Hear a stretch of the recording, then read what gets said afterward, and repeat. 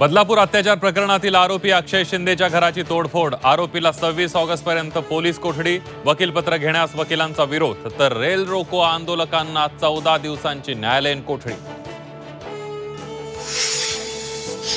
बदलापूर घटनेच्या निषेधार्थ महाविकास आघाडीची महाराष्ट्र बंदची हाक. 24 ऑगस्टला महाविकास आघाडीचे तिन्ही पक्ष महाराष्ट्र बंदमध्ये सहभागी होणार.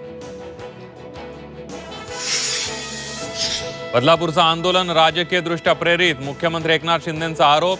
आंदोलन 8 ते 9 तास कसं लांबलं, शिंदेंचा सवाल. तर ती शाळा भाजपशी संबंधित, संजय राऊतांचा आरोप.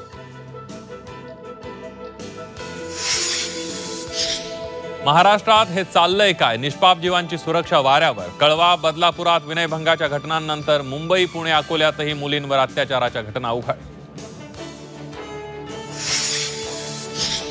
काँग्रेसचा विधानसभेसाठी 125 किंवा 135 जागांचा प्रस्ताव. महाविकास आघाडीच्या बैठकीत अंतिम निर्णय होईल, वडेट्टीवारांची माहिती.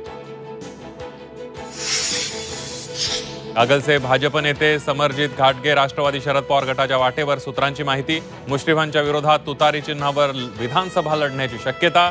तर कोल्हापूर ग्रामीण जिल्हाध्यक्ष राहुल देसाईंचा भाजपला रामराम.